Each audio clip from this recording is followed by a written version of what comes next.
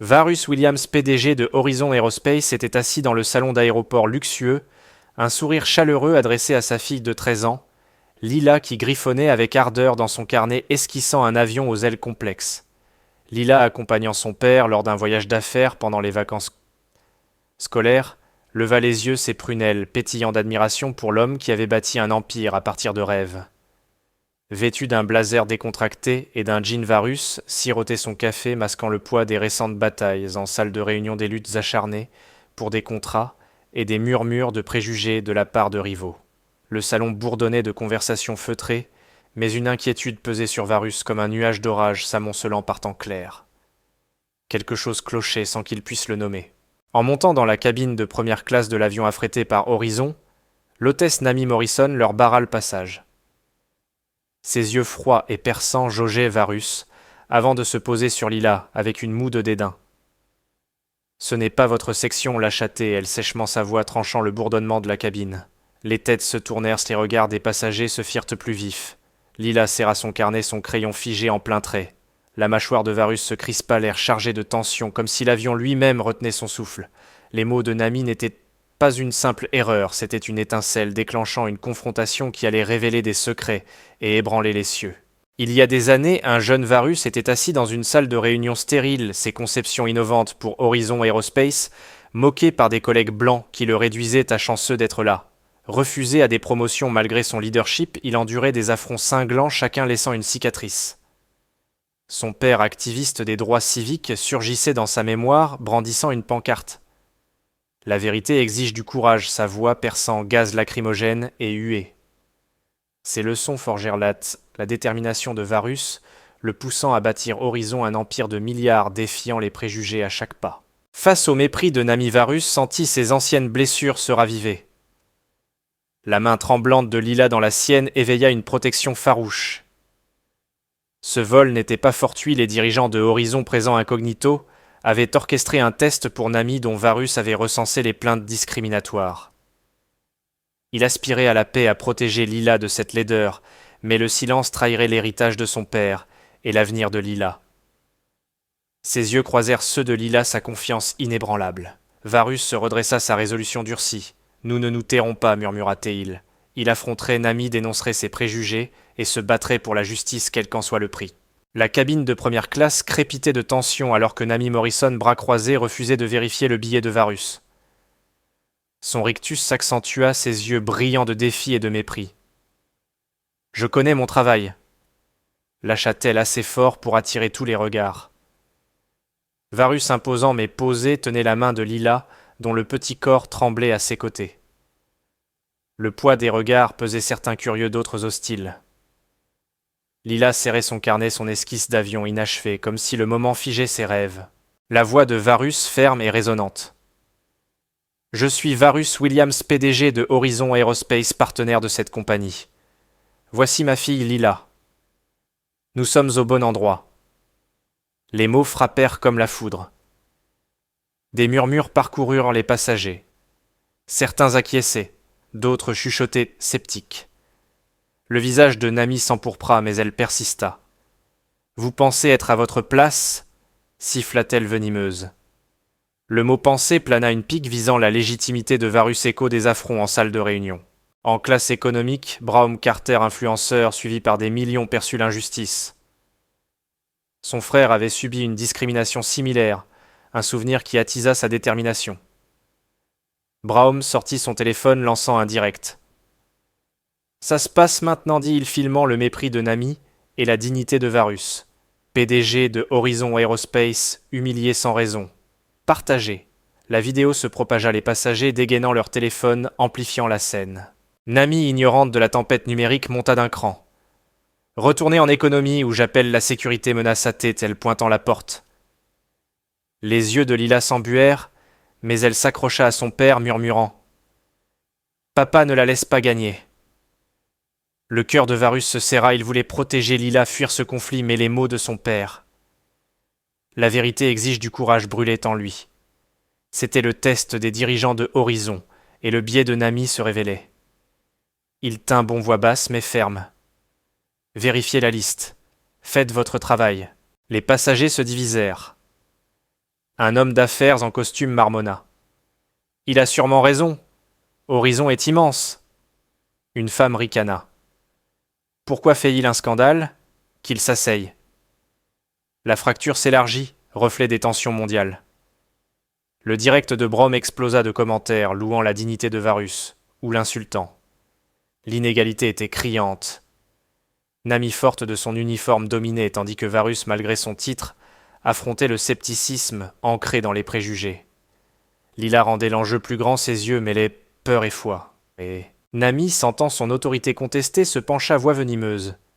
« Vous pensez m'humilier? J'ai déjà géré des gens comme vous. » La phrase transperça Varus, rappelant chaque porte claquée. Il jeta un regard à la cabine, se demandant si les dirigeants de Horizon cachés parmi les passagers observaient. Ce n'était pas qu'une place, c'était la dignité prouvée que les préjugés n'avaient pas leur place dans les cieux de Horizon. Brom s'approcha téléphone stable, captant chaque mot de Nami. Elle a dit « Des gens comme vous », narra-t-il la voix montée. Des passagers sursautèrent, certains protestèrent, d'autres exigèrent le silence. La cabine semblait une cocotte minute. Varus leva la main apaisant la foule. « Je ne veux pas me battre, dit-il les yeux rivés sur Nami. Je veux les quitter, pour ma fille. » Lila hocha la tête, sa peur cédant à la fierté. La confrontation s'étira. La confiance de Nami vacilla ses yeux, scrutant l'agitation. Elle saisit son toki-voix tranchante. « Sécurité première classe maintenant !» La menace pesa lourd. Varus savait que la sécurité pouvait tout aggraver, le faisant passer pour l'agresseur. Le direct de Braum dépassa 10 000 spectateurs, le monde regardait. Varus serra la main de Lila résolu, mais l'esprit en ébullition, ce n'était que le début, et le prochain coup de Nami pouvait tous les faire chuter. L'avion filait à 35 000 pieds, mais l'atmosphère en première classe s'effondrait. Un sifflement des conduits d'aération annonça une panne. La climatisation de la cabine avait lâché, rendant l'air étouffant. Les passagers s'éventaient, râlant leur division attisée par l'inconfort. Nami, saisissant l'occasion, pointa Varus. « C'est votre faute, accusa-t-elle, sa voix couvrant le ronron des moteurs. Vous perturbez tout, l'accusation sans fondement fit mouche, rallumant des murmures d'approbation. Varus serra les mâchoires. Il savait la vérité. Nami avait négligé l'inspection des équipements, un manquement qu'il avait remarqué à l'embarquement. « C'est un problème de sécurité, dit-il à la cabine. L'équipage a ignoré les protocoles. » Ces mots censés clarifier se retournèrent contre lui. Un homme en polo cria « Arrêtez vos excuses !» D'autres acquiescèrent, à bout de patience. Nami ricana. Elle avait retourné la foule. Lila en sueur murmura « Pourquoi il ne te croit pas ?» La question blessa plus que les accusations. Varus sentit l'isolement ombre familière de ses débuts contre les préjugés. En classe économique, le direct de Braum dépassa 50 000 spectateurs, mais le récit déviait. Les commentaires affluaient. Il cause des ennuis PDG arrogants. Braum tenta de recentrer, narrant Varus dénonce une négligence. Il n'en est pas la cause. Mais la foule en ligne, nourrie par les accusations de Nami, vilipendait Varus. Un passager partagea un clip déformé des mots de Varus, monté pour sembler agressif, viral sur les réseaux. La compagnie surveillant le chaos posta un vague communiqué « Nous traitons les préoccupations à bord ». Une trahison, les dirigeants de Horizon tapis parmi les passagers, laissaient Varus seul. Lila, les mains tremblantes, ouvrit son carnet et filma Nami captant son air satisfait alors qu'elle ignorait une demande de réparation. « Elle ne fait pas son travail », murmura Lila, mêlant peur et défi. Varus hocha la tête fière malgré le chaos. Sa fille apprenait à se battre, mais à quel prix son innocence s'effritait. Il voulait la protéger, arrêter tout mais reculer, laisserait les mensonges de Nami triompher. La cabine chauffait, les esprits s'échauffaient. Une femme confronta Varus pointant un doigt. « Vous nous faites tous souffrir. » D'autres se joignirent un chœur d'accusation. Braum avança, téléphone levé. « C'est une question de discrimination, pas de climatisation, cria Tesseil, mais ses mots se perdirent. Nami enhardi rappela la sécurité. « Dépêchez-vous, la menace grandissait, Varus savait qu'un faux pas pourrait les faire arrêter à l'atterrissage. Une passagère d'économie. » Clara, mécanicienne, ayant entendu les inquiétudes de Varus, intervint. « Il a raison. J'ai vu l'équipage zapper les contrôles. » Sa voix était ferme, mais Nami la coupa. Ne vous mêlez pas. Le soutien de Clara à une lueur d'espoir fut étouffé alors que Nami ralliait ses collègues chuchotant que Varus était un fauteur de troubles. L'isolement s'accentua. Clara recula sous les regards. Lila, le visage rouge, monta sur son siège brandissant son téléphone. « Vous avez tort !» cria-t-elle à Nami, sa voix perçant le tumulte. « Vous mentez, j'ai la preuve !» Elle montra à l'écran la vidéo de la négligence de Nami Claire. La cabine se tut un instant sidérée par son courage. Les yeux de Nami s'écarquillèrent de sa confiance fissurée. Mais un membre d'équipage arracha le téléphone de Lila prétextant une perturbation. Lila hoqueta les larmes coulant et Varus bondit bloqué par un autre. Le mini-climax frappa comme une onde de choc la preuve de Lila, leur arme disparue. Les passagers chuchotaient, certains horrifiés, d'autres satisfaits. Le direct de Brom capta le vol, sa voix tremblante. « Ils ont pris son téléphone, c'est injuste !» Mais la vague en ligne peignait Varus et Lila comme agitateurs. Varus serra sa fille, ses sanglots étouffés contre lui, tandis que l'avion continuait. Le monde regardait, mais la vérité s'échappait, et les alliés de Nami resserraient en l'étau. La chaleur étouffante de la cabine semblait asphyxier l'air reflet de la tension, alors que Varus serrait Lila, son visage baigné de larmes, contre lui. Le vol de son téléphone, preuve de la négligence de Nami, avait fait pencher la balance. Les passagers chuchotaient, certains outrés, d'autres satisfaits, pendant que le direct de Braum à 100 000 spectateurs bouillonnait. Ils ont volé le téléphone d'une gosse. Pourtant le récit en ligne restait divisé. Les trolls amplifiant les mensonges de Nami. Varus sentait les murs se refermer sa lutte pour la justice au bord de l'échec. Soudain une silhouette se leva au fond de la première classe, un homme en costume imposant le silence. C'était Elias Grant, directeur des opérations de la compagnie, observant en secret pour le test de Horizon. Sa voix trancha le chaos. « Assez. J'ai tout vu. » Les passagers se figèrent, le rictus de Nami vacilla. Elias se tourna vers Varus. « Monsieur Williams, vos preuves !»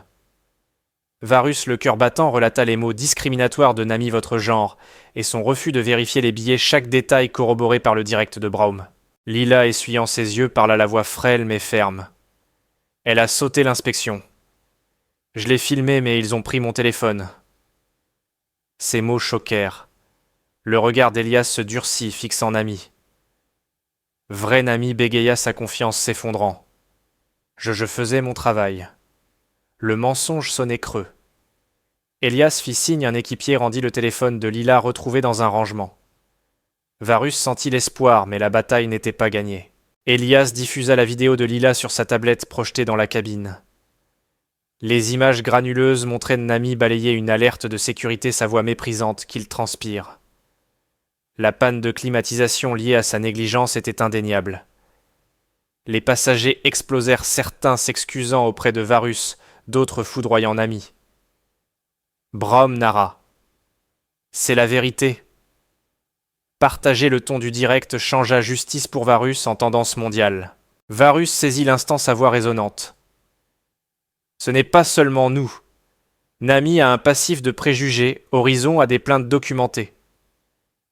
Il révéla des rapports partagés avec Elias détaillant les ciblages de Nami contre des minorités.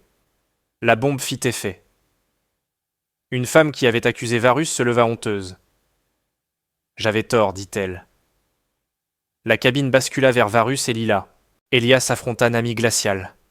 « Vous déshonorez cette compagnie. » Le visage de Nami blêmit, et dans un élan désespéré, elle cria « J'ai agi parce que Horizon a pris nos contrats. Ils n'ont rien à faire ici. » L'aveu de sa rancune liée au succès de Varus sidéra la cabine. Les passagers huèrent, la caméra de Braum captura tout la vidéo virale. Elias secoua la tête. C'est fini pour vous. Mais la victoire était amère. Alors qu'Elias ordonnait à Nami de rejoindre l'équipage en attente d'enquête, un choc surgit. Un passager sur les réseaux s'exclama « La compagnie reçoit des menaces de mort. » La frénésie en ligne alimentée par le clip avait dégénéré, extrémistes visaient Horizon et la compagnie déformant l'histoire en guerre culturelle. La lutte de Varus avait allumé un incendie menaçant plus que leur réputation. Lila s'accrocha à Varus, ses yeux résolus. On a bien fait, non, Varus hocha la tête, caressant ses cheveux, mais son esprit s'emballait. La vérité était révélée, mais à quel prix? La carrière de Nami était finie, la compagnie sous pression, mais le chaos en ligne menaçait d'engloutir leur victoire. Le direct de Brom montrait le soutien et l'inquiétude de la cabine. L'avion entamait sa descente, mais la situation semblait irréversible. Varus et Lila avaient dénoncé les préjugés, mais la réaction du monde était un brasier hors de contrôle. Les lumières s'atténuèrent. Varus regarda par le hublot les nuages reflétant leur réalité tumultueuse. Elias promit une enquête, mais le mal était fait. Les alliés de Nami dans l'équipage fusillaient du regard chuchotant. Varus tenait la main de Lila, sa force l'ancrant. Ils avaient y gagné une bataille, mais la guerre pour la justice ne faisait que commencer avec des enjeux plus grands. La descente de l'avion semblait un compte à rebours, la cabine vibrante d'inquiétude, la tempête virale dehors amplifiant les enjeux. Varus se tenait droit, Lila à ses côtés, son téléphone récupéré, symbole de leur défi. Elias Grant, directeur des opérations, conduisit Varus, Lila et Nami dans une cabine privée exiguë loin des regards. Brom, toujours en direct, fut autorisé à suivre son téléphone, capturant l'instant pour 200 000 spectateurs mondiaux. L'air était lourd, la justice était en jeu. Varus présenta les preuves de Horizon avec précision.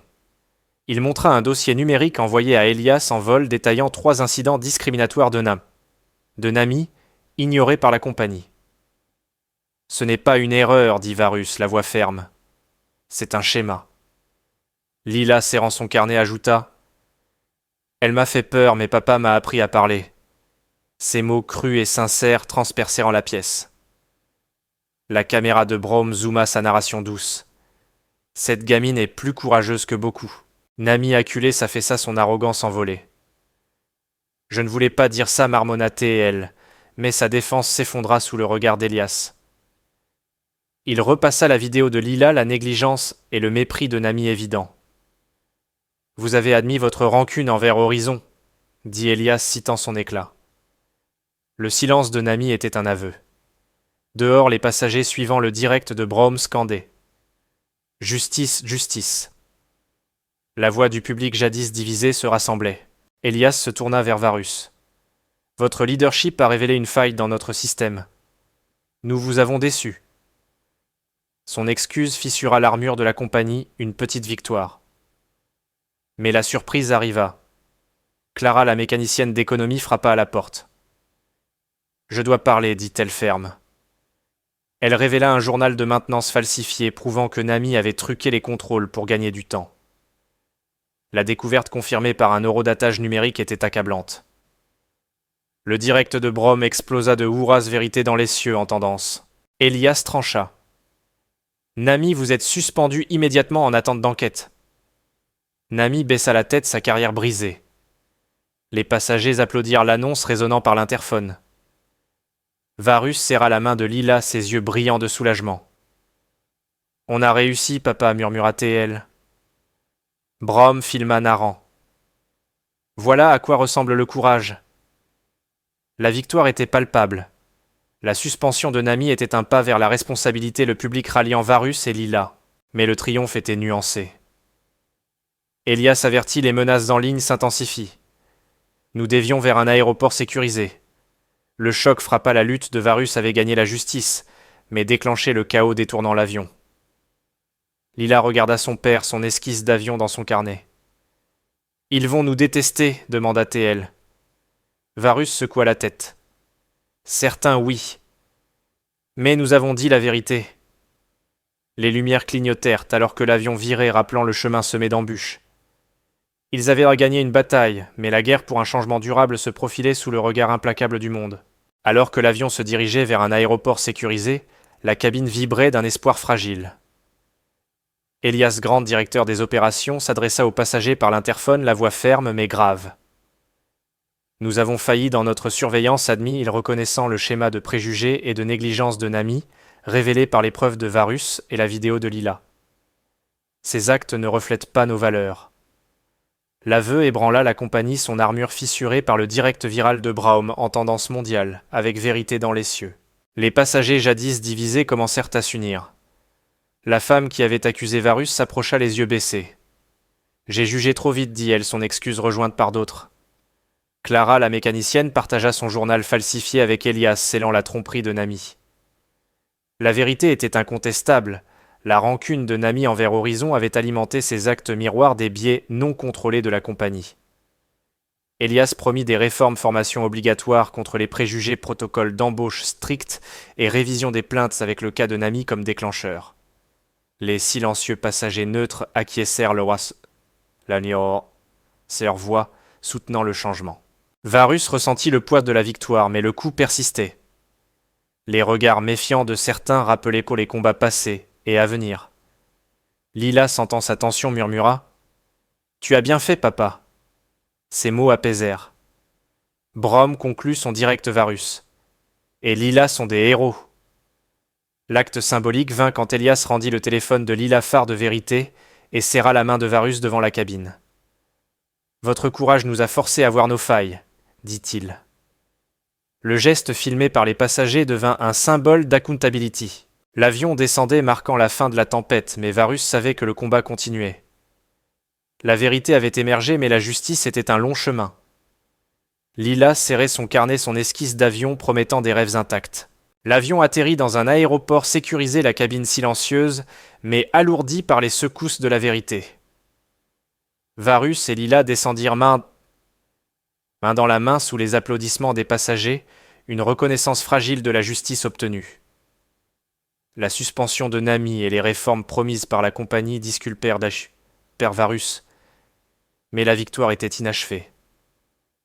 La tempête en ligne avait ébranlé Horizon Aerospace. Les trolls répandaient trop des mensonges, et certains clients questionnaient les contrats méfiants face à la controverse. La réputation de Varus, renforcée par Vérité dans les cieux, portait les cicatrices de ceux qui le voyaient encore comme un fauteur de troubles. Le courage de Lila avait brillé, mais Varus voyait le prix dans ses yeux, son innocence ternie par la cruauté observée. Il pensa à son père, dont l'activisme avait coûté amitié et sécurité, et ressentit l'écho. Les regards sceptiques de certains passagers persistaient, rappelant que les préjugés perduraient. Le dernier post de Brom, titré « Héros des cieux », cumula des millions de vues, mais Varus ne ressentait pas de triomphe. La justice n'était jamais parfaite. Elle laissait des blessures. Dans le salon de l'aéroport, Varus s'agenouilla devant Lila, caressant ses cheveux. « Tu as été plus courageuse que moi, dit-il. » Elle sourit, serrant son esquisse d'avion. « J'ai appris de toi, papa. » Sa résilience alluma l'espoir. Varus devait choisir continuer à défier l'opinion publique ou se retirer pour reconstruire en silence avec Lila. Il opta pour la seconde voie, jurant de protéger ses rêves, tout en guidant d'autres à lutter.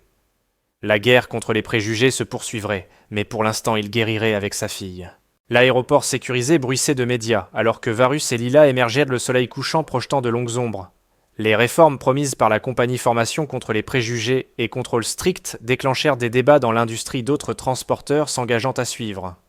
Les campagnes sur les réseaux portées par Vérité dans les cieux exigeaient des comptes recueillant des milliers de signatures pour l'équité aéronautique. L'action de Varus avait créé des ondes redessinant politique et discussion. Dans le terminal, un jeune garçon noir s'approcha de Lila, les yeux écarquillés.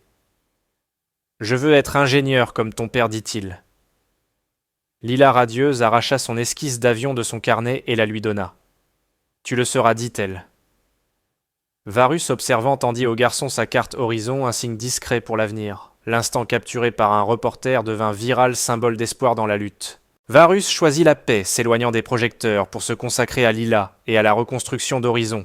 Les applaudissements des passagers s'estompèrent dans le terminal, mais leur impact perdurait. Le soleil plongea sa lumière scintillant sur le tarmac miroir de leur détermination. Les mots du père de Varus résonnaient. La vérité ne plie pas, mais elle exige de se tenir droit. Varus et Lila silhouettes contre le ciel doré, père et fille, ayant allumé le changement, leur héritage gravé dans l'aube naissante. Varus et Lila se tenaient sous l'éclat de l'aéroport, l'avion s'effaçant dans le crépuscule. Leur combat avait révélé les préjugés, déclenché des réformes, et inspiré les rêves d'un garçon, mais la quête de justice allait plus loin. Le post viral de Braum titrait Varus et Lila. Le feu du changement toucha des millions, pressant le monde d'affronter les biais. Varus ne cherchait pas la gloire. Il voulait que Lila grandisse dans un monde juste, ses esquisses d'avion libre. Cette histoire interroge. Que ferez-vous ? Oserez-vous défier l'injustice dans votre coin de ciel ou laisserez-vous le silence freiner le progrès Varus? Et Lila ont montré courage et intégrité, prouvant qu'une voix peut enflammer le changement. Leur héritage n'est pas dans les titres, mais dans les ondes nouvelles politiques, voix audacieuses ambitions d'un enfant. La vérité exige de se tenir droit comme le père de Varus l'enseigna. Le courage n'est pas bruyant. C'est la force discrète de faire ce qui est juste malgré la tempête. Que leur feu allume le vôtre. Partagez cette histoire. Commentez votre engagement contre les préjugés ou abonnez-vous pour plus de récits de résilience. Les cieux sont vastes, mais le changement commence par vous. Varus regarda Lila son esquisse tendue vers les étoiles, sachant que leur acte résonnerait. La vérité est une graine, dit-il, plantez-la et la justice germera.